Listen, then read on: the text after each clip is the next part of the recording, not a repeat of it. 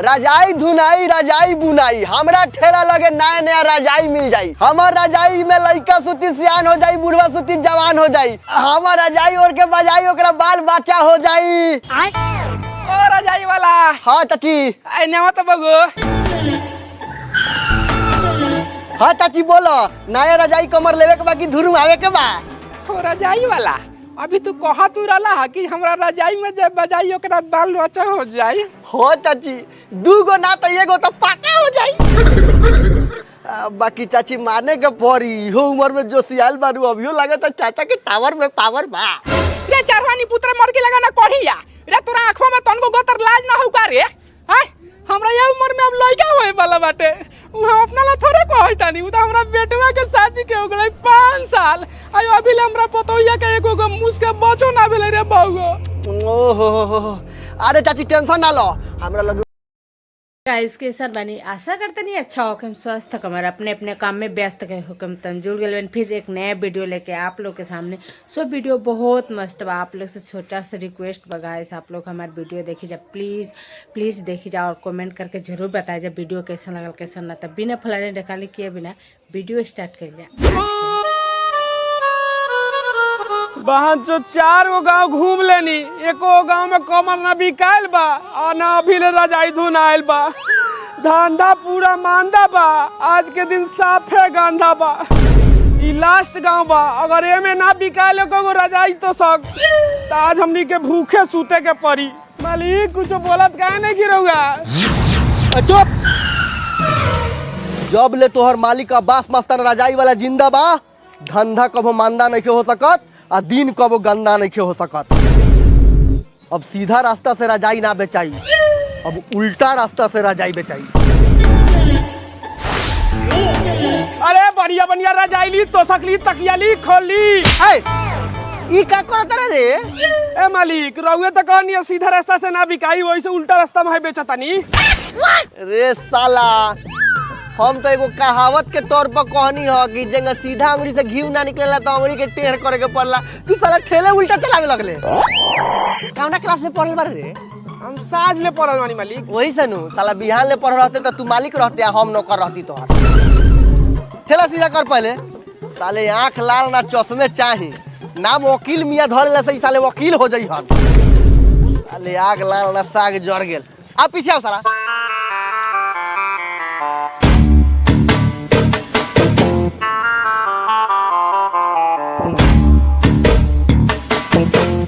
तन्नना तन्नेना तन तन्नना तन्नना तन्नेना तन्नना तन्नेना तन तन्नना तन्नना तन्नेना। ए रजाई धुनाई रजाई बुनाई हमरा ठेला लगे नया नया रजाई मिल जाई। हमार रजाई में लइका सुती सियान हो जाई, बुढ़वा सुती जवान हो जाई। हमार रजाई ओढ़ के बजाई ओकरा बाल बच्चा हो जाई। ओ रजाई वाला। हाँ चाची। आई नेवा तो बगो। हाँ चाची बोलो, नया रजाई कमर लेवे के बाकी धुरु आवे के बा। ओ रजाई वाला, अभी तू कहा तू रहा कि हमरा रजाई में जब बजाई ओकरा बाल बच्चा हो जाई। हो चाची, दूगो ना तो एगो तो पक्का हो जाई। बाकी चाची माने के पड़ी, हो उम्र में जो सियाल बारू अभियो लागत चाचा के टावर में पावर बा। रे चारवानी पुत्र मर के लगा ना कढ़िया रे, तोरा आंखवा में तनको गोतर लाज ना होगा रे। हां हमरा ये उम्र में अब लइका होए वाला बाटे, उ हम अपना ला थोड़े कहतानी। उ त हमरा बेटवा के शादी के हो गई 5 साल। आयो अभी ले हमरा पतोइया के एको गो मुस के बचो ना भेले रे बाबू। ओहो, अरे चाची टेंशन ना लो, हमरा लगे ऐसन ऐसन रजाई बानू जौने के ओढ़ के तोहर बेटवा तोरा पतोहिया के बजाई नु डीजे टेक मी अंडा तो तारा त लवांडा लेकर लइका कुत्ता बिलाई लेकर पोता पोती होके लगता बा। तो वही में से निमन देख के देना दो। हां जी उस्ताद। चाची के भेड़िया के माल वाला रजाई दिखाओ तो। मतलब खाल वाला दिखाओ दिखाओ।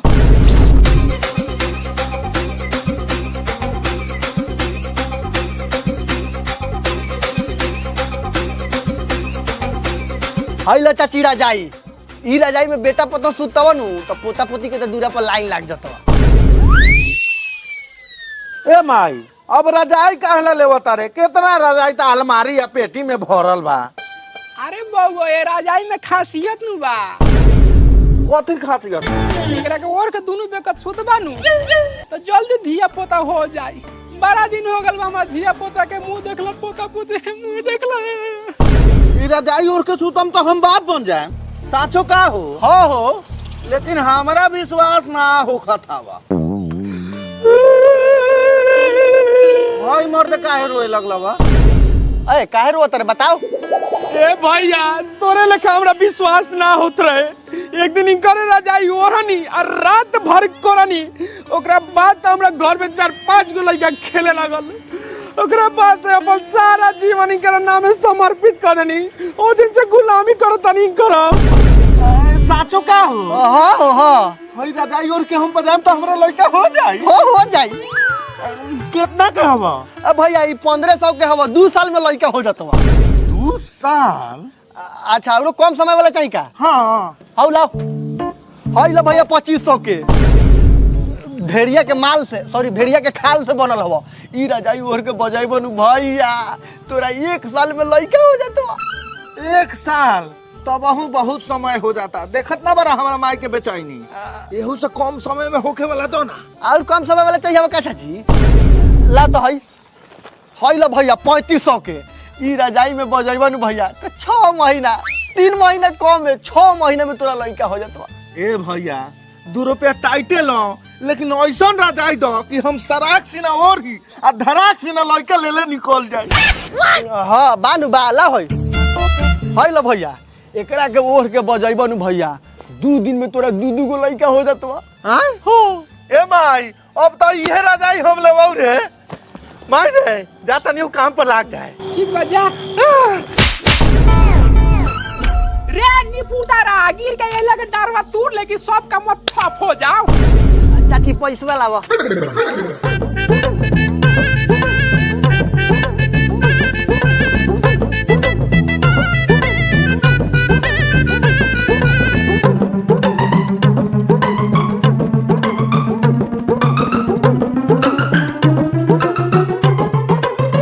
बाकी चाची हो उम्र में पैसा मोटा रख ले बारू। का कही रे बउओ, गाय बकरी भैंसी पठरू त बियाबे नु करेला, उहे से बेच के 2 गो ढेउआ हम जोगा के रखले बानी। बस हइए पतोहिया के कोनो कोख मार देले बाटे। चला तोहर रजाई लेके लगा बाद में हम पोता पोती खिलावे के सपना पूरा हो जाए। हाँ जरूर पूरा हो, जरूर पूरा हो। ठीक है चाची।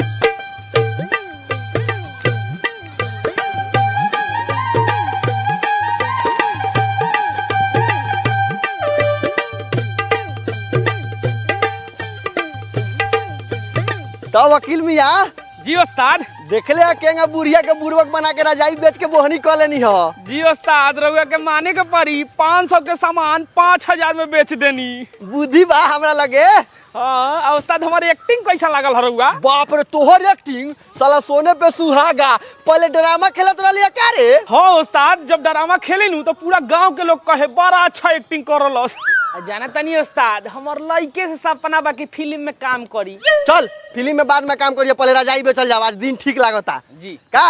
हाँ ए रजाई धुनाई रजाई बुनाई नया नया रजाई ले जाई। हमरा रजाई में लइका सुती सियान हो जाई, बुढ़वा सुती जवान हो जाई।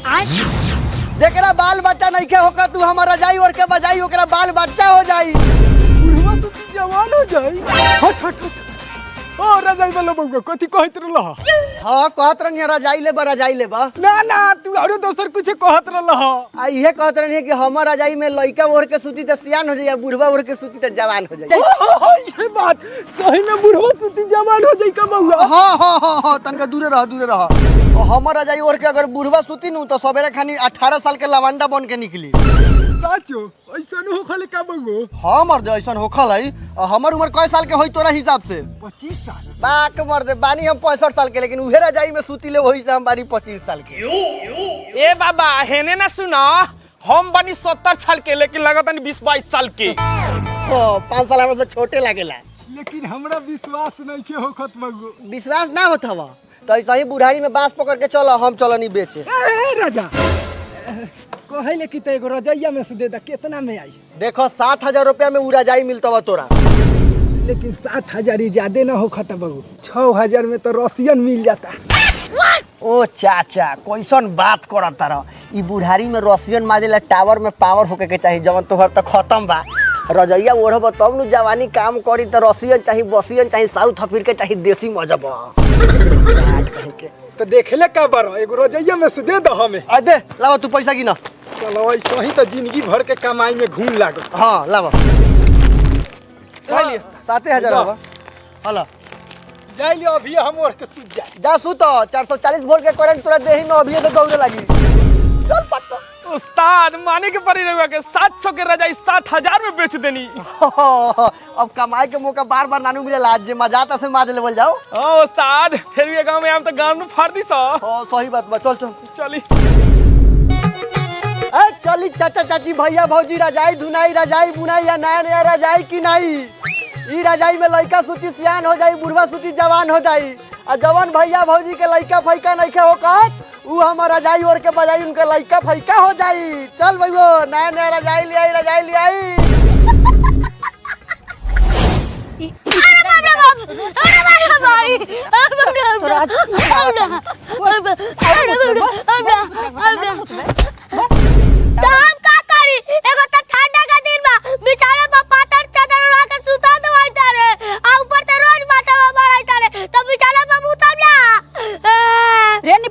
रोज बिछौना पर मुँह के भिजावत रे ठंडी के दिन में घाम उगते नहीं खे बिछौना तो बाप सुखाई बोल।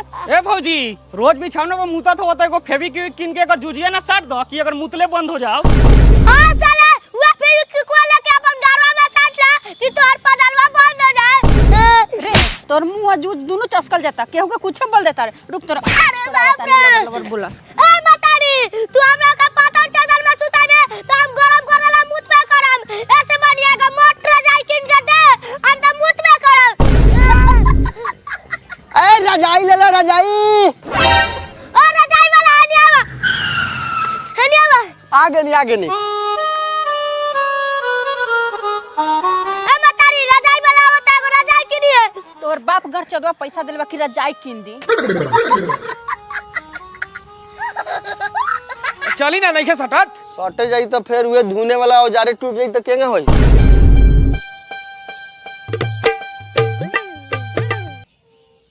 और अरे बा ई का आई दादा कहाँ घुसोले जाता रे पुत्रा ओनी रख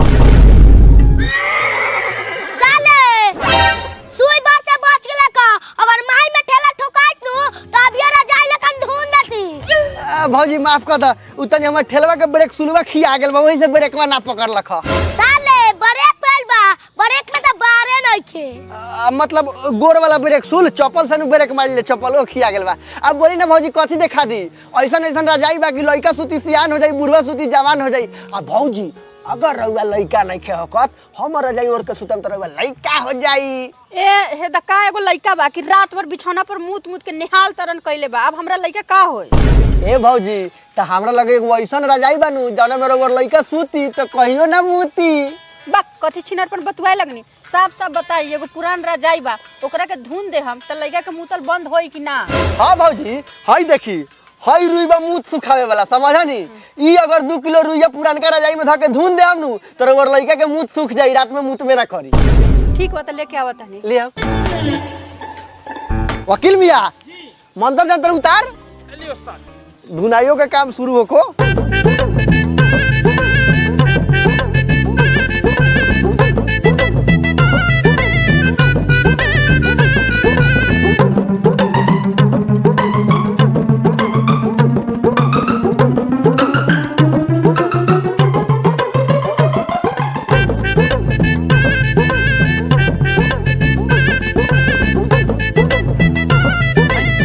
तनका और चढ़ा दही भौजी बारी तनका ज्यादा ही दे दे हल्का और चढ़ा दे। देखो भौजी ऊपर देखो काटा पर ध्यान दो। देखी भौजी ठीक बा तनका और चढ़ाई ना चढ़ा दे। ए भौजी के स्माइल पर एक मुठिया और चढ़ाओ रुई। अब देखो भौजी ठीक बा बढ़िया से धुन किया सियन तनका टाइट सीधी कि उघरी ना। अरे भौजी ऐसा सियम नु कि दोनों बेकत रह कबड्डियो खेलम तबो सियन ना टूटी।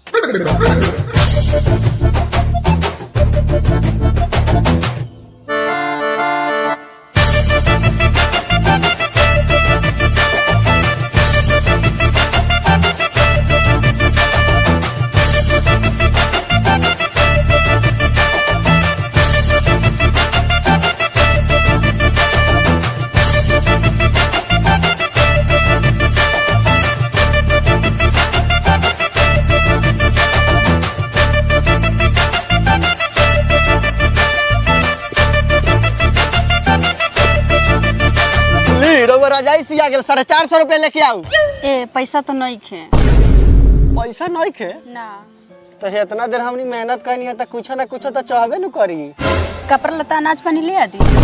अनाज पानी कपड़ा लता हमनी के का होई उ सब तो मरले बा हमनी लगे। तो बोली ना का चाहे। हमरा हाउ चाहिए।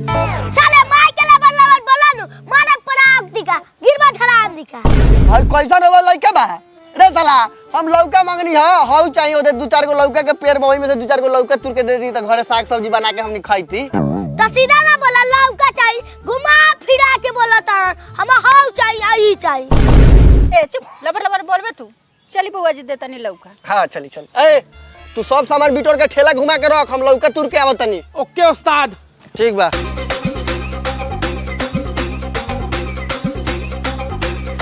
तब भौजी लौका के लती धके लटक जाई। लटक जा चाहे लौका के लतरी में फांसी ला के मर जा हमरा कोनो दिक्कत नहीं।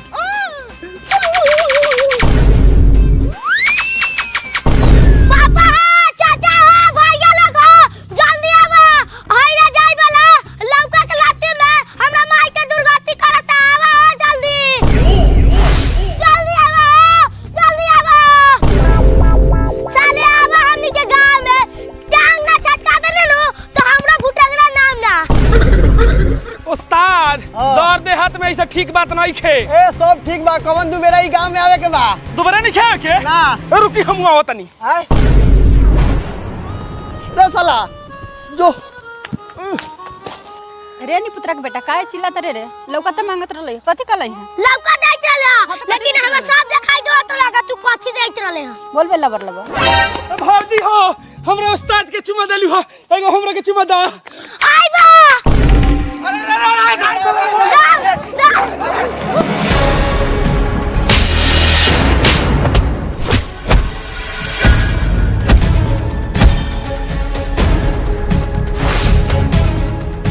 उस्ताद भागी जल्दी भागी चल लोगे बड़ी मार लगा।